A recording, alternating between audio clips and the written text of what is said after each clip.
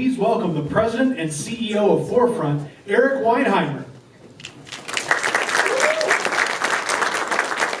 Well, good evening. I would ask that you keep the lights down because I don't want to see if you're falling asleep, quite frankly. But I am delighted to be here. Thank you all for also joining me here tonight to start this celebration for the 20th year of the Southern Illinois Community Foundation. I am with Forefront, and as you've heard earlier, we are the State Association for Nonprofits and Foundations. And we have 1,100 members, large foundations, small foundations, community foundations, large nonprofits, small nonprofits. And we provide education, we do advocacy in Washington and Springfield on behalf of our members. And we also get our members to work together, to get out of their silos and work together on issues that are important to them, such as how do we improve education throughout our state? And how do we improve the environment throughout our state? So how do we get them to work together on issues that are important to them? We also help our members to work together on issues that are important to the sector, like how do we promote more philanthropy here throughout Illinois. And so we at Forefront are delighted to partner with the United Way as well as the Southern Illinois Community Foundation through Philanthropy Speaks, and also provide free Forefront membership for 1 year to all of the nonprofits that are working with the Southern Illinois Community Foundation and the United Way. And so we're really excited about this session that begins tomorrow morning at 8:30. For the nonprofits in the room, hopefully you can attend.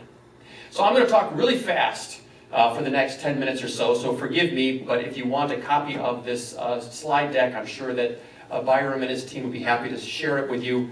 But I'm going to talk really fast because I want to be sensitive to time. But I was asked to talk about the state of our sector, what's going on, not only throughout the state of Illinois, but also nationally. What's happening to the state of what we call the social impact sector? And we call it the social impact sector because it includes nonprofits as well as foundations, as well as social entrepreneurs, all those actors that are focusing on doing good in their communities. So we're going to first start by all agreeing on one thing, that our world is freaking upside down, okay? I don't know about you, but my head is spinning with all the changes that have been occurring, not only here in the United States, but also globally. But our world is really turned upside down. And, you know, one of the things has been a constant, I will say, however, and that's that nonprofits increasingly are seeing demand for their services. That more and more individuals, more and more other communities are in need of the services that we provide. The challenge is that we don't have the capacity to fill that need. We'd like to fill that need. We know we need to fill that need, but we just don't have the capacity to fill that need. And we also are seeing changes in our world, such as a reduction in government funding, particularly in the state of Illinois, where our fiscal crisis is really going to prevent us from ever seeing the amounts of money invested in the nonprofit sector as it has been in the past. That's not going to ever come back. So we got to understand that's a new reality for the nonprofits as well as philanthropy in our state. Of course, there's this increased need for evaluation. There's more and more funders, more investors, both private and public, saying to nonprofits, you need to show me the metrics, you need to show me the data about the impact that you're having with our work.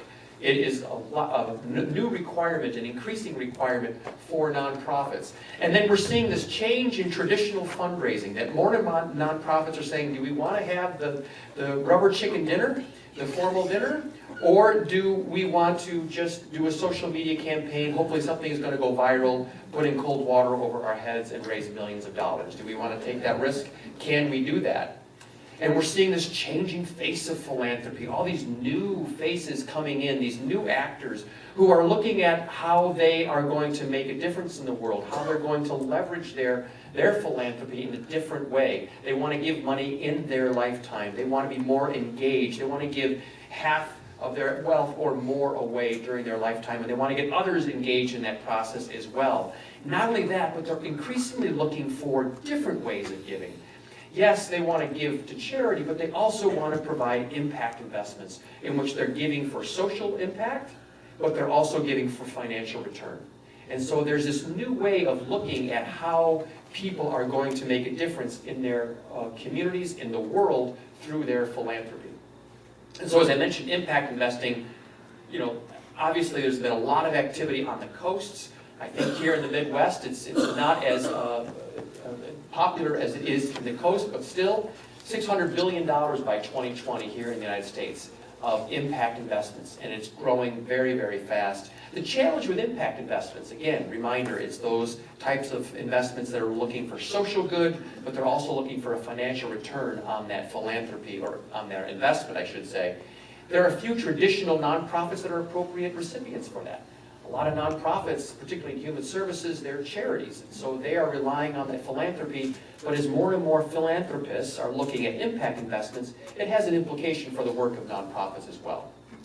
And then we have this social innovation. Everyone's talking about, hey, social innovations, particularly driven by the millennials. They want to do the cool stuff. They want to buy a pair of glasses or a pair of shoes and know that another pair of glasses and a pair of shoes is being donated to another individual in need. They're looking, in millennials and others are looking at making a difference, not just in their philanthropy, but in their purchase of goods and services. More nonprofits are looking at other models for generating revenue that is aligned with their particular mission. So you're seeing a lot of nonprofits think of these different revenue models, particularly for-profit social enterprises. So that certainly is shaping our sector as well.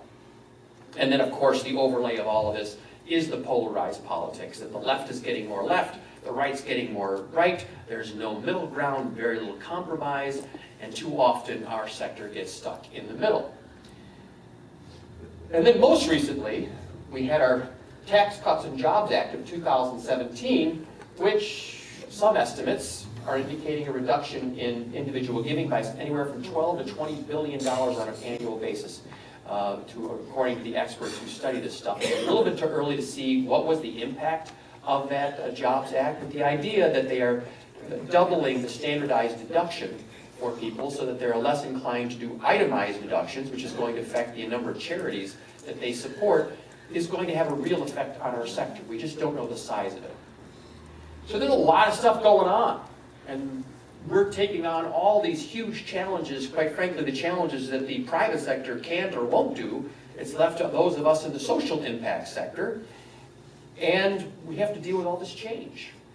And I heard this quote that I think really summarizes what's going on in our world, that things are getting better and better, they're getting worse and worse and faster and faster. And so you and I, those of us who are doing this work, whether we're in philanthropy, whether we're in nonprofits, we have two options, quite frankly. Number one option is just kind of just cash it in.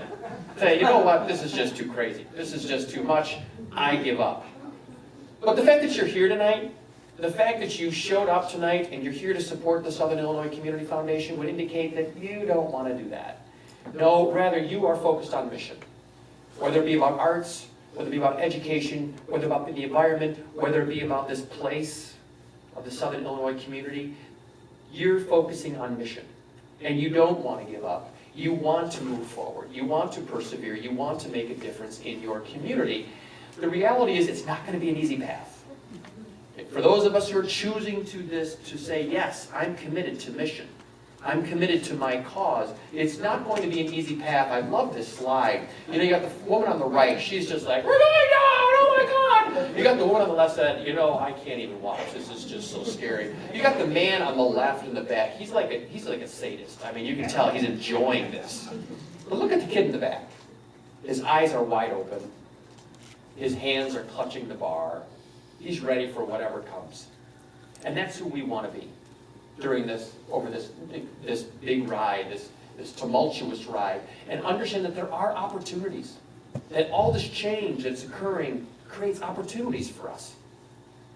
So let's talk about some of the good stuff that's happening, some of the opportunities. First of all, you know, Joan alluded to it earlier, but you know, Illinois is a very philanthropic state. We have over 5,200 grant-making foundations, both public and private, with assets of $44 billion. Record level of Illinois Foundation giving of $5 billion has been going up consistently over the past 5 years. Most of those funding priorities are in education and healthcare. And so one area that is growing, and one area that really has tremendous potential, that we haven't even begun to scratch the surface in tapping into that potential, is digital fundraising. That online giving continues to increase over and over again. That these giving days, particularly Giving Tuesday, which is in its 6th year, is a global phenomenon, that continues to grow year on year. And that 22% of all online donations come from mobile device users. Think about that, 1 out of 4. Nonprofits that have give now or give on their giving button on their website, that doesn't mean they're technically savvy. There's so much more to learn about the art and the science of digital fundraising, particularly when you think about 1 out of 4 people who are using mobile devices. We at Forefront, we started a campaign called I'll Give for Giving Tuesday. We're going into our 4th year. This year, Giving Tuesday is the Tuesday after Thanksgiving, December 3rd. And we do a lot of training for our members around digital fundraising. We know that last year on Giving Tuesday, $13 million was raised across the state. And so we provide technical assistance and support for nonprofits to understand the potential and be able to tap into that potential of Giving Tuesday. And so I'll Give for Giving Tuesday, we have a website called illgive.com, and it's a platform on which donors can go and search for causes that they care about and communities that they care about. We're just beginning to build our presence for illgive.com in Southern Illinois. But the idea is that people can easily access those causes that they care about within 4 to 5 clicks. That's the key. 4 to 5 clicks on their mobile device, they can easily make a donation. There's huge potential, and you've seen it with presidential campaigns, how they've been able to tap into that potential. We in our sector need to do the same thing. And of course, who's driving this? The millennials. The lovely millennials, what I consider to be the most powerful and influential generation in a very, very long time, because they're teaching us how to communicate. They're teaching us how to buy products and goods and services. They're even leading the way on how they engage with causes that they care about. They want to have an impact. They want to have an impact. They don't want to have to choose between making profit and purpose. They want to do both. And they're very focused on impact. They're very entrepreneurial. As I mentioned, they're focused on purpose and profit. They're engaged in causes, folks. They're not engaged in nonprofits or organizations. As again, they're going to Warby Parker to buy their glasses, and they think they're making a difference in the world by doing that. They're sector agnostic. They don't care if it's for-profit or nonprofit. And they're giving during their lifetimes, as we all know, they have very limited attention spans. And so how do we harness those very limited attention spans to get them to notice our cause and the community where we live? We need to get them more engaged in our work. You know, the first 4 steps right there are the traditional 4 steps of engagement: awareness of your organization, your cause, learning, teaching them, getting them to volunteer, getting them to invest dollars. But with millennials, they need to go 2 more steps. They need to have an emotional connection. We've heard about the Polaroids. They need to see that your cause, your community, that's their Polaroid. And they have to have this sense of they're a key stakeholder, regardless of how much they give, but their level of engagement, getting them involved in communities, committees, getting them involved in some of your social innovation, some ideas. They need to have the sense that they are a key co-owner for your cause. And so the millennials represent a huge opportunity for us that we're just beginning to understand. Another opportunity for our sector, and this is a big one, and it's a heavy lift, but it's called collective action. And we talk about it. As I mentioned earlier in my remarks about Forefront, that's one of the key things that we do, is we get stakeholders, various stakeholders, to work together, both private and public stakeholders. We're never going to have all the money we need to do our work, so we need to leverage our limited resources. We need to scale our impact. So we at Forefront, we started a democracy initiative focusing on Census 2020 over the past couple of years, because there's billions of dollars at stake here for the state of Illinois, and there's representation in Congress. And this is a critical census, Census 2020, coming up this next spring. And so we've been working for the past 2 years with Philanthropy. We put together a coalition of 26 foundations, and we're working with 100 nonprofits, including the Southern Illinois Community Foundation here in Southern Illinois. We're working with cities and counties. We've engaged with states. We've got this huge, the largest public-private coalition focusing on Census 2020 in the country, because we want to make sure that everybody's counted in Illinois so that we can make sure that we get those federal dollars and we get representation. That's the type of collective action that needs to occur if we're going to move the needle on these really pressing issues that we are all facing. The challenge is it can be really complicated, and it can be really expensive. It's difficult to get people to work together, particularly organizations that have limited time and resources.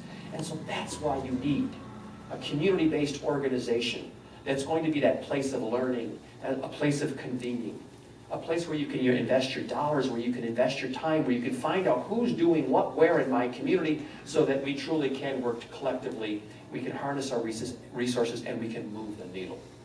Of course, that leads me here to the Southern Illinois Community Foundation, which is the exact place where everyone needs to go in this community to say, how do I get more engaged? How can I work collectively?